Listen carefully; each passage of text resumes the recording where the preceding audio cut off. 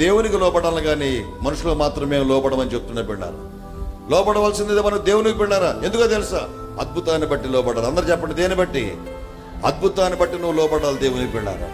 అద్భుతాలు ఉపయోగించుకున్నావు, స్వస్థతలు ఉపయోగించుకున్నా కానీ నువ్వు దేవునికి లోపడతలేదు బిడ్డారా. బైబిల్ ఏమని చెప్పితే యెషయా గ్రంథంలో, లోబడని పిల్లలకు ఎందుకు శ్రమలు వస్తున్నాయి బిడ్డారా? అద్భుతం జరిగిన తర్వాత మళ్ళీ లోకంలోకి వెళ్ళిపోతున్నావు, పాపంలోకి వెళ్ళిపోతున్నావు, ఇష్టం వచ్చినట్టు జీవిస్తున్నావు బిడ్డారా. అందుకని నీ జీవితంలో అద్భుతం జరిగిన తర్వాత కొంతకాలం తర్వాత నీ జీవితం చూస్తే అన్ని శ్రమలు, బాధలు, కష్టాలు, ఇరుకులు, ఇబ్బందులు ఎక్కువైపోతున్నాయి. కాబట్టి తల్లి, సహోదరుడా, అద్భుతం ఇక్కడ చూస్తే బిడ్డారు. ఎందుకంటే ఆయన సేవ చేయడానికి బిడ్డారు. గుర్తుపెట్టుకోండి. 94వ సంవత్సరంలో బిడ్డారా నేను చనిపోదాం అనుకున్నాను బిడ్డారా. నాకున్న ఆస్తమా వ్యాధి చచ్చిపోదాం అనుకున్నాను.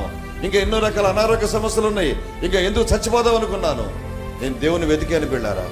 ఎట్లాగైనా సరే ఈయన తగ్గిస్తే యేసయ్య మరి ఆయన ఏం చేద్దామని చెప్పేసి నేను లోబడిపోదామని చెప్పేసి వెతుకుతూ ప్రార్థనలు చేస్తూ ఉండగా కొద్ది రోజుల్లో దేవుడు నాకు ప్రత్యక్షమై నా వ్యాధిని తీసేశాడు.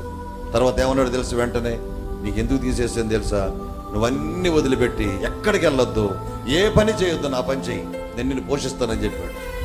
ఆ మాటకు లోబడ్డానికి వెళ్ళాను.